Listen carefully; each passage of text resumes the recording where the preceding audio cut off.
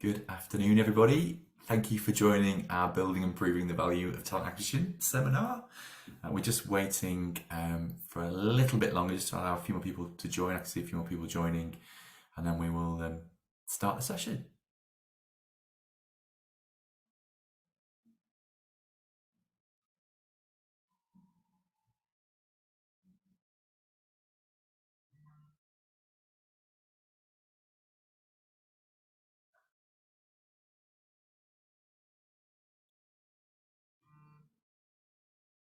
Okay, brilliant. Thank you. So thank you everyone for joining this afternoon, session.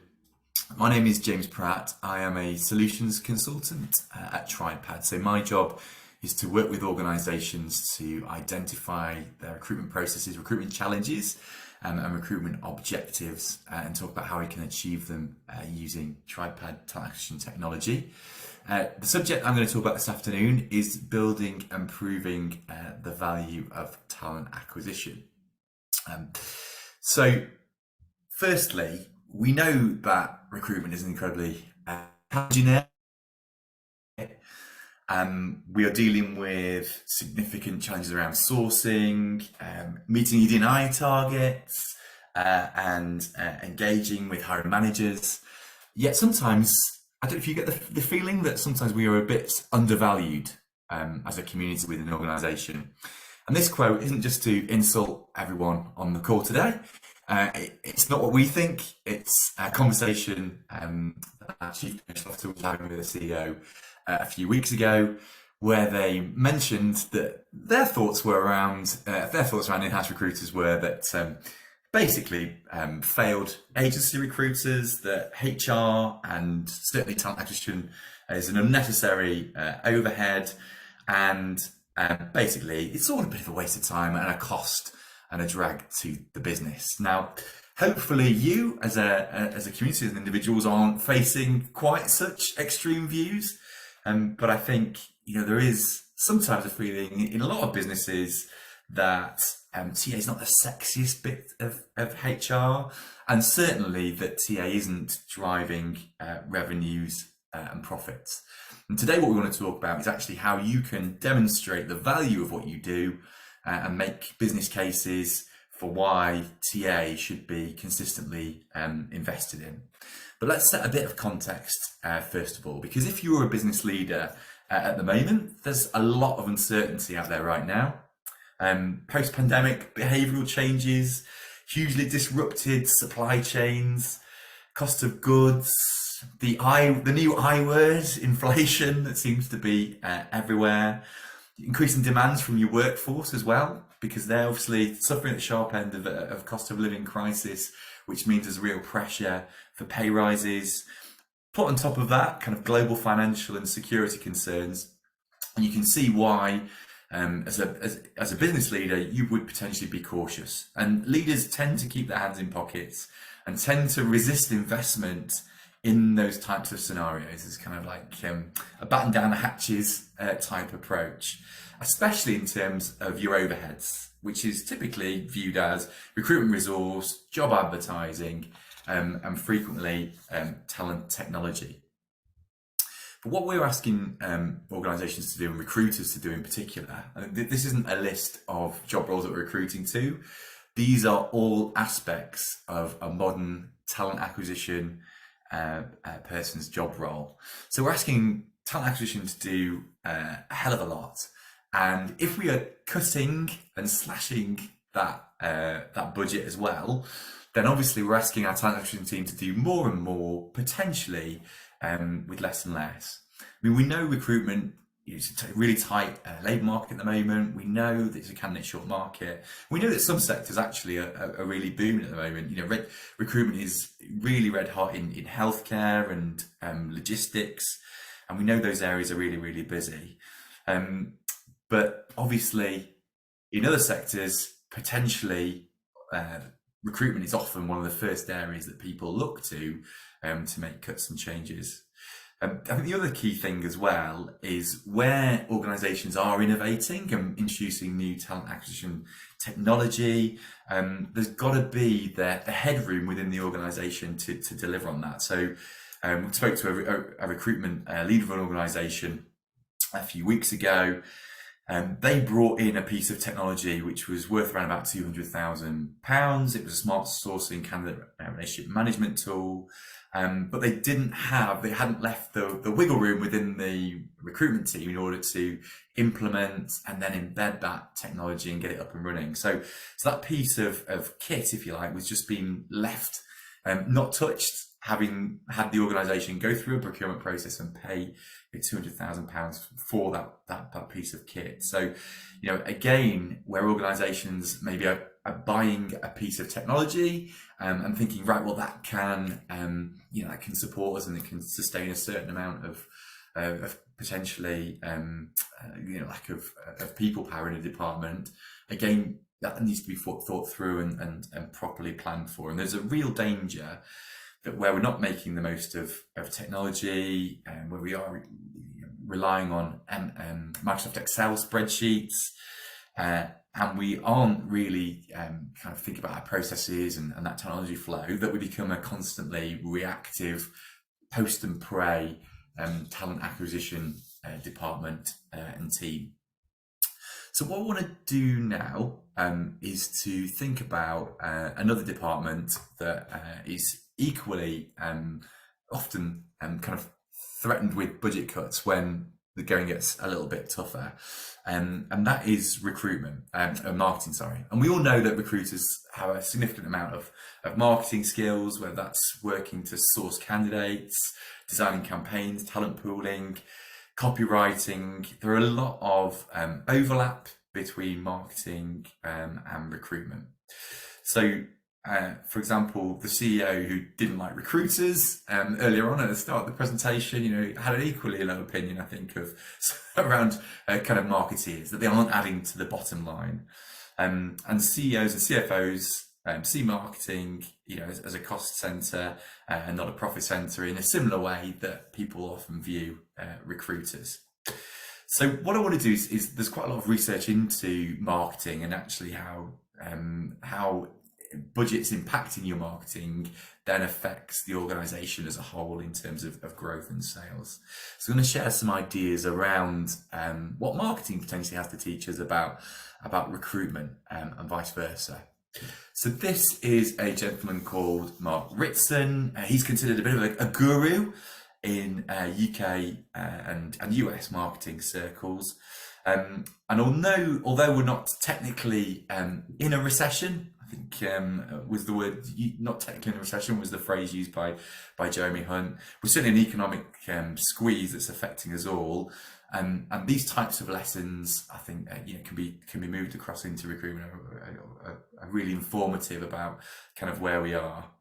So recruitment is typically always the first budget to be cut, then training tends to go, and then marketing. All three tend to be seen as cost centres rather than profit centres.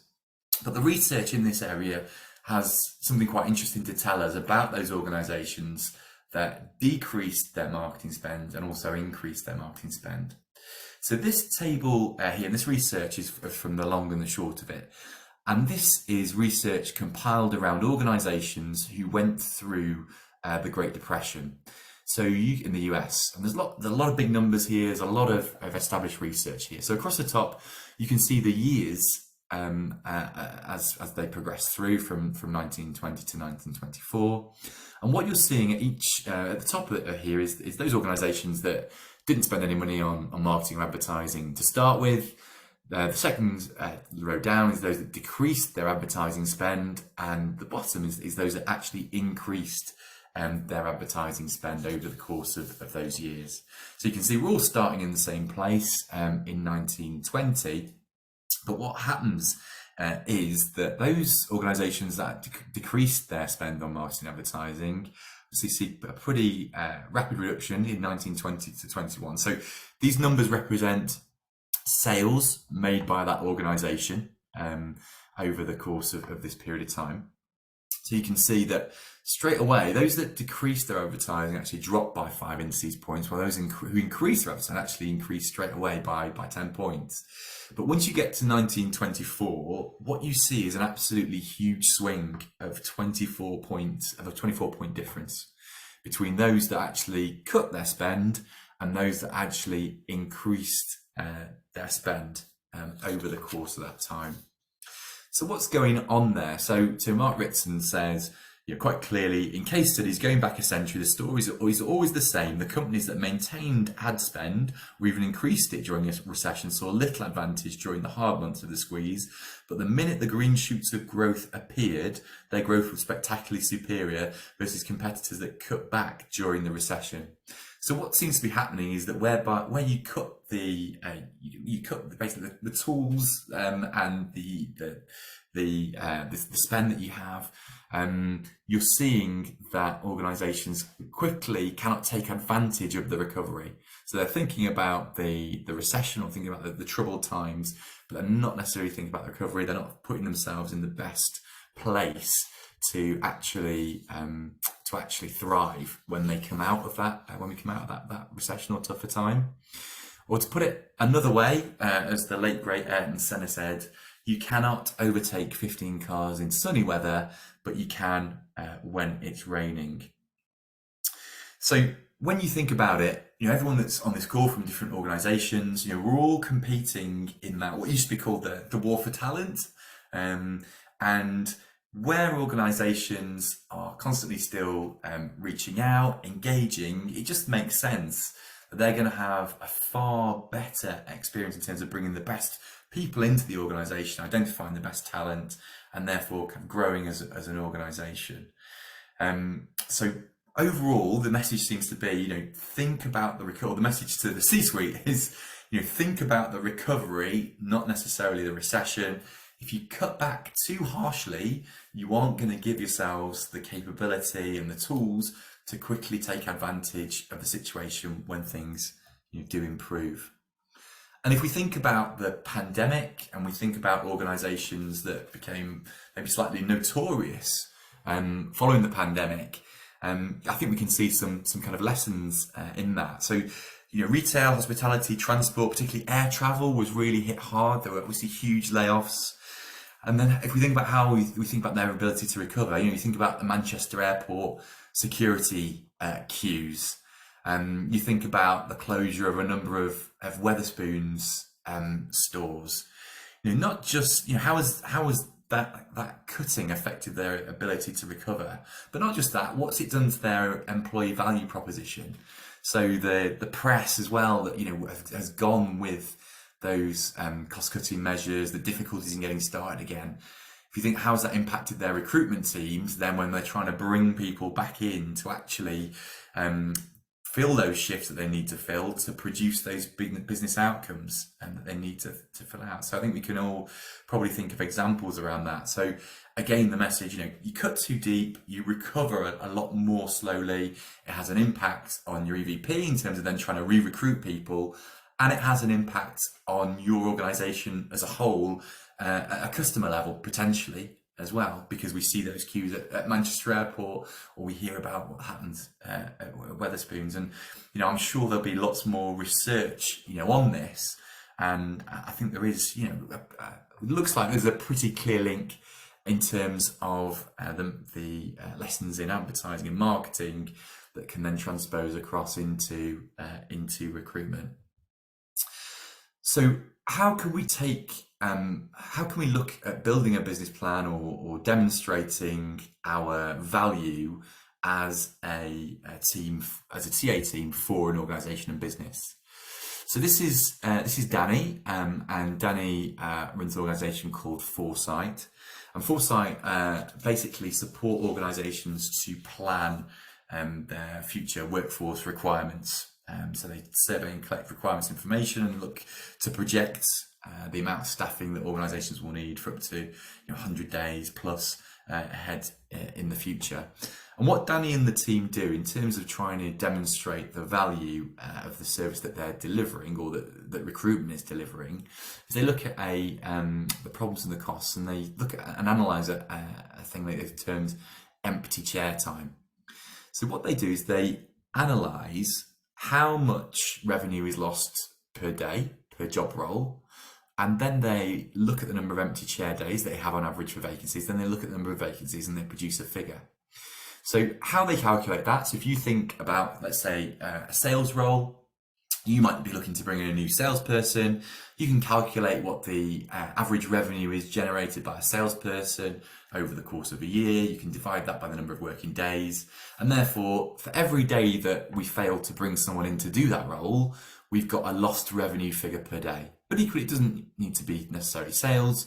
If you work in a health and social care organisation and you can't recruit the staff to support a service user that would generate funding, then again, you can look at and analyse, how much funding we're missing out on per day because we can't recruit someone to support that particular service user. So you can look at the average lost revenue, the average number of empty chair days to fill each of those roles, the number of vacancies, and you can then produce a figure. So this was a US and European global company that Foresight were working with. And they worked out that this organisation was losing or had about $70 million problem that the TA team could effectively solve. And if you look at that kind of figure and then you think, wow, well, if we bring in some additional technology that's going to support us and help us with that, then actually, and we let's say we improve things by 10%, then suddenly we've got a $7 million dollar boost to our bottom line, because minus whatever we've spent on the technology or support, whatever we're doing with it, we've actually generated a 10% saving. And potentially, when you start looking at this, you might be able to get, say more than 10%. But you can see how this is a really compelling way to create a bit of a no-brainer business case for the C-suite to justify investment in us as a TA team and as a TA department. So handily, TriPad has recently developed a building the business case guide for all potential organisations out there that are looking to bring in new technology or justify why that is required. And we've got some key kind of recommendations around that. So align to your business goals. So what is our overall business goal around growing in a new territory or in a new area? That will require X number of staff to justify X number of projected profit. So making sure your business goal actually speaks to and aligns with the greater vision, if you like, for the organisation. Demonstrate why better recruitment needs better technology. What are the advantages that we are going to get from this in terms of time to hire, candidate experience, all that kind of great stuff. Identify and speak to your key stakeholders and pull in their priorities into your business case. Quote them in the different departments. This is what they're looking for. Actually, if they could have X more engineers, then they could actually deliver against X more projects and bring those into there. Look at the benefits of what you are looking to introduce and not just the features.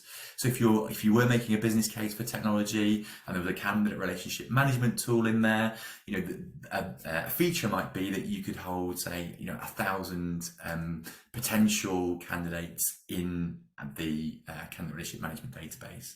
A benefit might be is that we can dig into that database before we go out to agency, and average agency fee for us might be, say, $7,500, and therefore if we can fill X number of roles that we're filling currently by agency, then we can actually pay for the system just by saving X number of roles, and that's just from the CRM tool. So talk about benefits, not just features. Show why not investing hurts. What if we carry on like this? What are the impacts on that for retention? How many people are we losing between offer and start date? How much are we then spending to try and backfill that? If we could get technology that, say, reduced that onboarding period, say, from 45 days to 17 days, as we have with some of our organisations, what would the benefit be of that? If we carry on like this, we're just going to keep losing people. We'd recommend that you do your due diligence around your suppliers, get your demos in, find out who you want to go with before then taking your business case to the board, because we know if you take a number of options to the board, then obviously that opens things up to kind of more conversation, more demos. So you know what you need. You're the subject specialists. Identify the right product that you think you need, or the right solution that you need, and then make the case for that. And then also show what happens next. What are the next stages once we're implemented? Then, if we look at the case studies for this particular piece of technology or solution, then we would expect time in onboarding stage to reduce from 45 days to 17 days, etc., and build that kind of vision. So there's very little benefit in our experience in going to the C-suite and talking about the number of requisitions that you're doing per head, or number of recruitment tasks that each individual in the team is kind of completing. It's it's a bit ephemeral. It's difficult to get a feel for from the C-suite. Sometimes a little benefit in terms of talk about candidate experience. There's some exceptions to that, but again, it's difficult to make to quantify. Some benefit to talking about time to hire, cost per hire as well, and obviously getting some figures in there and justifying that. Time saving for hiring managers, there's more benefit in terms of talking about that, so we can free them up to focus on their role more and kind of minimise that recruitment time that hiring managers are having to spend engaging in that and in looking for people for their team. There's also benefit in talking about reduced advertising and agency spend, as I just mentioned, in terms of like benefits that could be in there. But we think that there's some real significant most benefit from talking about empty chair time and directly linking to that revenue. So every day that someone is not in role, we're losing this amount of funding, or we're losing this amount potentially in revenue. If you can link that, then that's going to be a really, really compelling case for that. Just while we're obviously in this presentation, I don't know if anyone has heard at all of ChatGPT, or anyone like me has gone on and see where the AI thinks Sheffield Wednesday should be in 5 years' time. Champions League winners apparently, but there you go. So just a quick kind of tripod kind of steer on this. And obviously your C-suite team will be wanting to know what's the option for recruitment. How could this help us generate adverts? How could this help us generate job descriptions, things like that? We think it's worth waiting and seeing and just keeping an eye on things.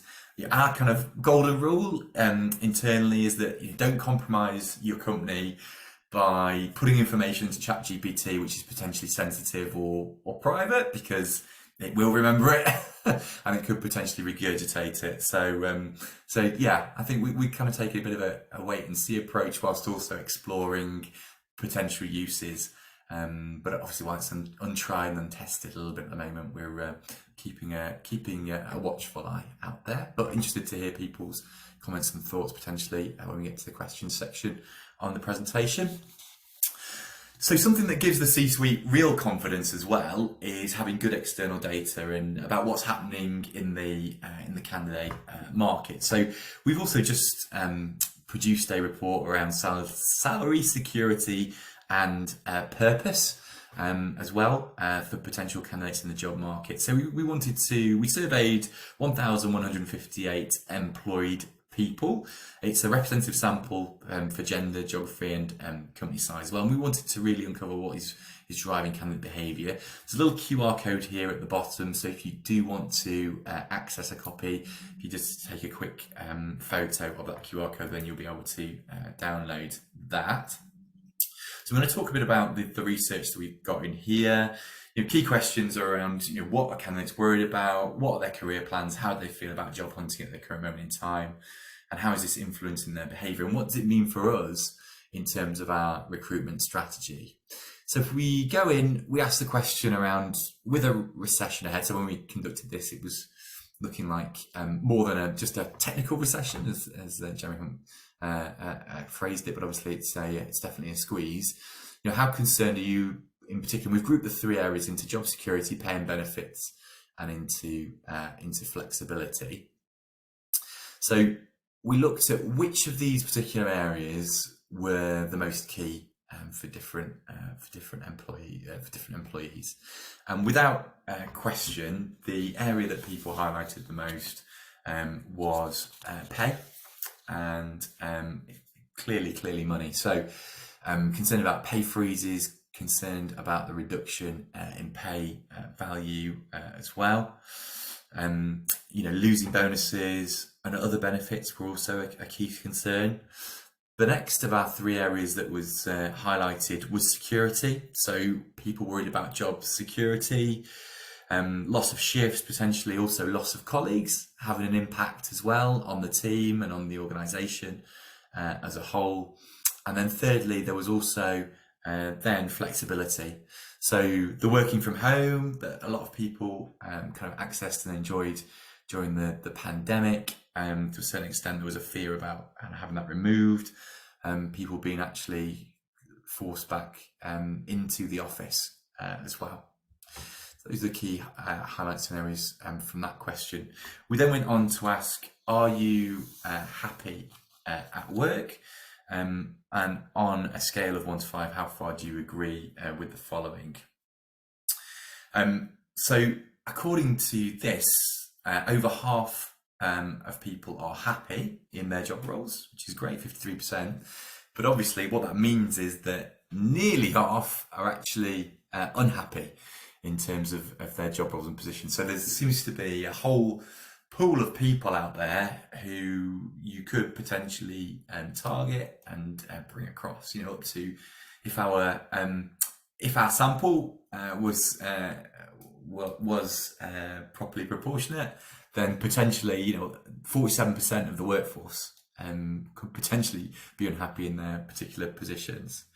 But the other half, obviously, want to move, although they seem to not be able to find the right role, or they're worried about how time consuming that search would be, or they want to move jobs but don't want to train. So there's a proportion of candidates that potentially do want to move, but there are obviously some significant hold-ups to them doing that and concerns to them doing that.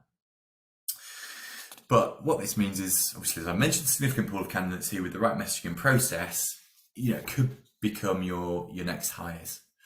So what we looked at next was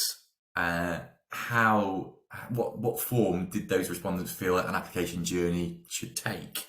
So with 30% of people saying that it's too time consuming to find a new job, what were they expecting in that job process? We've all, I'm sure, read the horror stories on LinkedIn about long processes, taking months, many stages, and too many interviews. Interestingly, candidates do expect an in-person interview. So I was really struck by the fact that for a video interview, 31% of people felt it was necessary, 35% of people felt it was unnecessary, whilst 67% of people felt that an in-person interview was necessary as well. There's also a really high expectation of providing a CV or application form. So 61% of candidates expected there to be a CV. 34% of candidates expected there or felt it was necessary to have some kind of task and assignment. So we know that not relying on CVs, but instead using assessments and representative work-based tasks has been shown to be a fairer way of gauging performance in future positions. But amongst the working population at the moment, it looks potentially like there's an education element in there to kind of expect those tasks and assignments.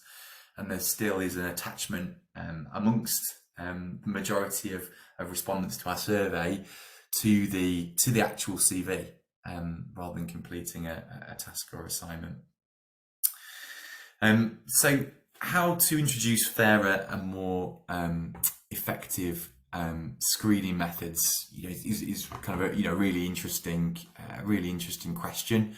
Is it just a question that these respondents maybe haven't typically done a task or an assignment as part of their application process, and are therefore saying that they're expecting to provide a CV, and maybe it's just that that's not happened to them as yet, and there's not a resistance to that? Or is it that people are kind of resisting that a bit more and want the traditional provide a CV, have an in-person interview? It's an interesting point to debate. So just before I come to, I think there's some questions in the chat. So thank you so much for whoever's put those in there, and you do feel free to add more in, and we're coming up to the question and answer session shortly. But just before we get to that, I just wanted to say a couple of words about TriPad. Hopefully you'll permit me to do that. I mean, we're on a mission as an organisation to deliver more smiles at work, happier recruiters, happier job seekers, and more satisfied employees. We are a strategic leader, according to Fosway, and these are some of the organisations that we currently support in their talent acquisition. So if you want to become a store assistant at Tesco or a vicar in the Church of England, then you will use TriPad talent acquisition technology. Again, we allow you and support organisations to create and build fantastic recruitment processes that are seamless and slick and provide a great candidate and user experience throughout the process. Our recruitment software is used by 25 million people and it's translated into 25 different languages. We also want to plug you in to all of your great other third-party providers as well. So we've got a growing ecosystem of more than 100 integrations for recruitment marketing, aptitude and language assessments, background checking, ED&I tools, and also more insightful BI, for example, Power BI platforms, Tableau platforms as well, that allow you to obviously review your data. And of course, we also integrate with all the leading HRS providers, including Workday, Oracle, and SAP. So to draw the presentation to a close before we get to the question and answers, and I will come into the chat, I can see that someone else has popped in the question there, so thank you for that. I guess kind of the messages from today's presentation, there is an understandable caution in the boardroom in terms of kind of what's happening in and around the business community and more generally across the world as well. But hopefully we can articulate the value so that we can push back and make the business case as to why we need to invest.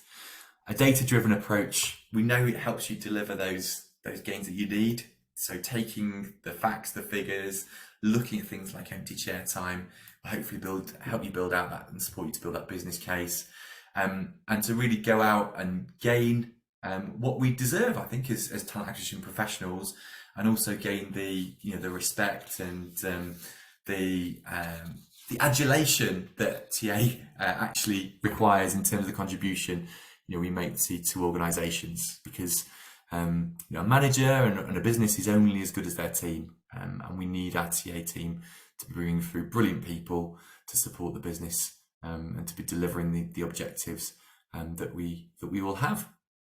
So I hope you found that fairly insightful and useful. Let me just go into the chat. Feel free to pop anything in here that you might want to. Bob, to everyone, thanks. QR code on prior slide actually points to a different report, FY. Actually, you can download. So we download your copy of your report here. Brill. How can it feel about those recruitment elements is a bit different than whether those elements are necessary, reasonable, or valuable. 61% of CVs seem low, but would love CVs to go away someday. Yeah, no, absolutely. Great point, Bob. A really good point. I think there's tons of research out there now, isn't there, that actually the performance of a candidate is very difficult to judge from a CV and from a face-to-face interview, and that there's a far greater link between how candidates perform in an assessment or task-based environment as we assess them, and that far better link to their actual performance in the job role. So yeah, I know there's a few of our partners. I think Arctic Shores, I don't know if you've heard of them. They've been on a bit of a crusade, I think, over the last few years to campaign to remove the CV from all processes. Yeah, I agree with you. I think it only tells you it's a bit of a very 2D piece of information, really, in terms of a person and what they can do and achieve. If there are any other questions, I'll give it another minute, or any other points that you'd like to make. Really be really keen to hear from anyone that's got anything they want to say, or any feedback, and that would be brilliant. and just give it another 30 seconds or so. Yeah, just going back to Bob's other point as well, around 61% of candidates expecting a CV. Yeah, I guess potentially for a process that's been so CV driven for so long, I guess 61% is is fairly low, probably, in the way that the CV has been entrenched in that process for a number of decades, if not longer. Well, we've not had any more questions or points through, so what I'm going to do is I'm going to wrap up now. But if you do want to follow up with anything, please do feel free to contact us at any point. You can reach me at jpratt@tripad.com if you want to follow up on anything here or discuss anything that's come out of there. Obviously, and there's the updated link in the chat now for the report as well to download. But yeah, I really hope that's been insightful and helpful. And we look forward to continuing our conversation with HR Ninjas and everyone in the group, no doubt in the near future with another webinar coming up soon. But for now, thank you everybody. Thanks for taking the time out. I appreciate it, and hope to speak to you all soon. Thanks a lot.